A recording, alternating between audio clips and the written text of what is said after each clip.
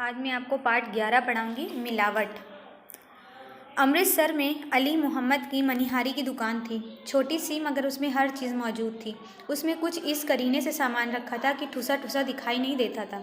अमृतसर में दूसरे दुकानदार ब्लैक करते थे मगर अली मोहम्मद उचित दर पर अपना माल बेचता था। यही वजह थी कि लोग दूर दूर से उसके पास आते और अपनी ज़रूरत की चीज़ खरीदते थे।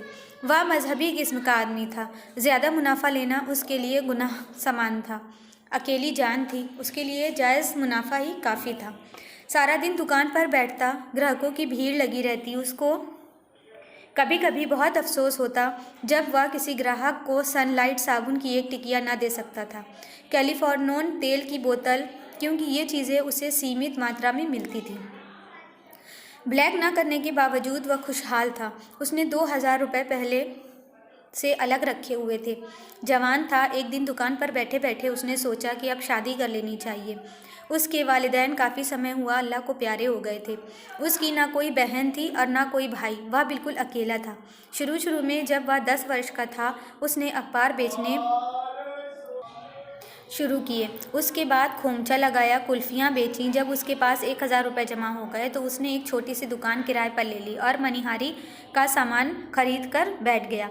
आदमी ईमानदार था। उसकी दुकान थोड़े ही दिनों में चल निकली। जहाँ तक आमदनी का संबंध था वह उससे बेफिक्र था, मगर वह चाहता था कि अपना घर बसाए, उसकी बीवी हो और उसके लिए ज़्यादा से ज़्यादा कमाने की कोशिश करे, इसलिए कि उसकी ज़िंदगी मशीन जैसी बन गई थी। सुबह दुकान खोलता, ग्राहक आते, उन्हें सौदा देता, शाम को दुकान बंद करता और एक छोटी सी कोठरी में जो उसने शरीफपुर में ले रखी थी सो जाता। गंजे का होटल था, उसमें वह खाना खाता, सिर्फ एक वक्त। सुबह नाश्ता जैमल सिंह के कटड़े में, शामें हलवाई की दुकान में करता। दुकान खोलता और शाम तक अपनी गद्दी पर बैठा रहता। उसके अंदर शादी की ख्वाहिश तेज़ी से बढ़ती जा रही थी, लेकिन सवाल यह था कि इस मामले में उसकी मदद कौन करे। अमृतसर में उसका कोई दोस्त यार भी ना था जो उसके लिए कोशिश करता। वह बहुत परेशान था। शरीफपुर में कोठड़ी में रात को सोते वक्त वह कई बार रोया कि उसके माँ बाप इतनी जल्दी क्यों मर गए। उसकी समझ में नहीं आता था कि वह शादी कैसे करे। बहुत देर तक सोचता रहा। इस दौरान उसके पास 3000 रुपये जमा हो गए। उसने एक छोटे से घर को, जो अच्छा खासा था, किराए पर ले लिया, मगर वह रहता शरीफपुर में ही था। एक दिन उसने अखबार में एक इश्तिहार देखा जिसमें यह लिखा था कि शादी के ख्वाहिशमंद हमसे संपर्क करें। BA पास, लेडी डॉक्टर, हर किस्म के रिश्ते मौजूद हैं। पत्र व्यवहार कीजिए या खुद आकर मिलिए। इतवार को वह दुकान नहीं खोलता था। उस दिन वह उस पते पर गया और उसकी मुलाकात एक दाढ़ी वाले बुजुर्ग से हुई। अली मोहम्मद ने अपना मुद्दा बयान किया। दाढ़ी वाले बुजुर्ग ने मेज़ की दराज खोलकर 20-25 तस्वीरें निकालीं और उसको एक एक करके दिखाईं कि वह उनमें से कोई पसंद कर ले। एक लड़की की तस्वीर अली मोहम्मद को पसंद आ गई। छोटी उम्र की और खूबसूरत थी। उसने शादियां कराने वाले एजेंट से कहा, जनाब, यह लड़की मुझे पसंद है। एजेंट मुस्कुराया, तुमने एक हीरा चुन लिया है। उसने गुनगुनाना शुरू कर दिया, बस जनाब, अब बात पक्की कर दीजिए। एजेंट संजीदा हो गया। देखा बरखुरदार, ये लड़की जो तुमने चुनी है सुंदर होने के अलावा एक बहुत बड़े ख़ानदान से ताल्लुक़ रखती है, लेकिन मैं तुमसे ज़्यादा फ़ीस नहीं मांगूंगा। आपकी बड़ी मेहरबानी है। मैं यतीम लड़का हूँ। अगर आप मेरा ये काम करा दे तो मैं आपको सारी उम्र अपना बाप समझूंगा। एजेंट के होठों पर मुस्कुराहट दिखाई दी। जीते रहो, मैं तुमसे सिर्फ 300 रुपये फ़ीस लूँगा। अली मोहम्मद ने बड़े कृतज्ञतापूर्ण लहजे में कहा, जनाब का बहुत शुक्रिया, मुझे मंजूर है। ये कहकर उसने जेब से 3 नोट 100-100 रुपये के निकाले और उस बुजुर्गवार को दे दिए।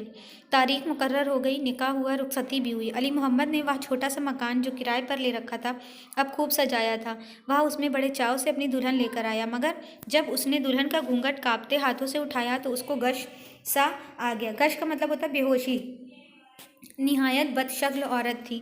साफ तौर से उस बुजुर्ग बूढ़े ने उसके साथ धोखा किया था। अली मोहम्मद लड़खड़ाता कमरे से बाहर निकल गया और शरीफपुरे जाकर अपनी कोठरी में देर तक सोचता रहा कि ये क्या है, लेकिन उसकी समझ में कुछ नहीं आया। उसने अपनी दुकान न खोली। 2000 रुपये वह अपनी बीवी का हक महर उसी रात अदा कर चुका था। 300 रुपये उस एजेंट को। अब उसके पास सिर्फ 700 रुपये थे। उसने किसी तरह अपने मन में संतोष कर लिया और सोचा कि शहर ही छोड़ दूँ। सारी रात जागता रहा।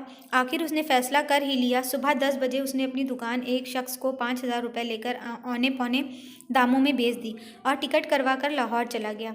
लाहौर जाते हुए गाड़ी में किसी जेब कतरे ने बड़ी सफाई से उसके तमाम रुपए गायब कर दिए। वह बहुत परेशान हुआ, लेकिन उसने सोचा शायद खुदा को यही मंजूर था।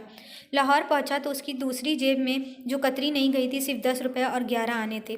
इससे उसने कुछ रोज़ गुजारा किया, लेकिन जल्द ही फाकों की नौबत आ गई। इस दौरान उसने कहीं ना कहीं मुलाजिम होने की बहुत कोशिश की, मगर नाकाम रहा। वह इतना मायूस हो गया कि उसने खुदकुशी का इरादा कर लिया, मगर उसमें इतनी जुर्रत नहीं थी। इसके बावजूद एक रात वह रेल की पटरी पर लेट गया। ट्रेन आ रही थी, मगर कांटा बदला और वह दूसरी लाइन पर चली गई, क्योंकि उसे उधर ही जाना था। उसने सोचा कि मौत भी धोखा दे जाती है। चुनाचे उसने खुदकुशी का ख्याल छोड़ दिया और हल्दी तथा मिर्च पीसने वाली एक चक्की में 20 रुपये माहवार पर नौकरी कर ली। यहाँ उसे पहले दिन ही मालूम हो गया कि दुनिया धोखा ही धोखा है। हल्दी में पीली मिट्टी की मिलावट की जाती है और मिर्चों में सुर्ख ईंटों की। 10 वर्ष तक वह इस चक्की में काम करता रहा। उसका मालिक हर महीने कम से कम 700 रुपये कमाता था। इस दौरान अली मोहम्मद ने 500 रुपये बचा लिए थे। एक दिन उसने सोचा, जब सारी दुनिया में धोखा ही धोखा है, तब वह भी क्यों ना धोखा करे। चुनाचे उसने एक अलग चक्की कायम कर ली और उसमें मिर्च और हल्दी में मिलावट का काम शुरू कर दिया। उसकी आमदनी अब काफ़ी माकूल थी। उसको शादी का कई बार ख्याल आया, मगर जब उसकी आंखों के सामने वह पहली रात का नक्शा आया तो वो काँप गया। अली मोहम्मद खुश था। उसने धोखाबाजी पूरी तरह सीख ली थी। उसको अब इसके तमाम गुण मालूम हो गए थे। एक मन, लाल मिर्ची में कितनी ईंट पीसनी चाहिए, हल्दी में कितनी पीली मिट्टी डालनी चाहिए और फिर वज़न का हिसाब, यह सब उसको अच्छी तरह मालूम था। लेकिन एक दिन उसकी चक्की पर पुलिस का छापा पड़ा। हल्दी और मिर्चों के नमूने बोतलों में डालकर मुंह बंद कर दिए गए और जब केमिकल एग्जामिनर की रिपोर्ट आई कि उसमें मिलावट है तो उसे गिरफ्तार कर लिया गया। उसका लाहौर में कौन था जो उसकी ज़मानत देता। कई दिन हवालात में बंद रहा। आखिर मुकदमा अदालत में पेश हुआ और उसको 300 रुपये जुर्माना और 1 महीने के सश्रम कारावास की सज़ा हुई। जुर्माना तो उसने अदा कर दिया, लेकिन 1 महीने की कैद सश्रम उसे भुगतनी ही पड़ी। यह 1 महीना उसकी ज़िंदगी में बहुत ही कड़ा और कठिन था। इस दौरान वह अक्सर सोचता था कि उसने ईमानदारी क्यों की, जबकि उसने अपनी ज़िंदगी का यह नियम बना लिया था कि वह कभी धोखेबाजी नहीं करेगा। फिर वह सोचता कि उसे अपनी ज़िंदगी ख़त्म कर लेनी चाहिए, इसलिए कि वह इधर का रहा ना उधर का। उसका किरदार मजबूत नहीं, बेहतर यही है कि मर जाए ताकि उसकी मानसिक परेशानी ख़त्म हो। जब वह जेल से बाहर निकला तो ये मजबूत इरादा कर लिया था कि खुदकशी कर लेगा ताकि सारा झंझट ही ख़त्म हो। इस मतलब के लिए उसने 7 दिन मजदूरी की और 2-3 रुपये अपना पेट काट काट कर जमा किए। इसके बाद उसने सोचा, कौन सा जहर होगा जो प्रभावकारी हो सकता है। उसने सिर्फ एक ही जहर का नाम सुना था, वो जो बड़ा कातिल होता है, संखिया। मगर ये संखिया कहाँ से मिलती। उसने बहुत कोशिश की, आखिर उसे एक दुकान से संखिया मिल ही गई। उसने शाम की नमाज़ पढ़ी, खुदा से अपने गुनाहों की माफ़ी मांगी कि वो हल्दी और मिर्चों में मिलावट करता रहा। फिर रात को संखिया खाई और फुटपाथ पर सो गया। उसने सुना था संखिया खाने वालों के मुंह से झाग निकलते हैं, बेहोशी के दौरे पड़ते हैं, बड़ा कर्ब होता है, मगर उसे कुछ भी ना हुआ। सारी रात वह अपनी मौत का इंतज़ार करता रहा, मगर वह न आई। सुबह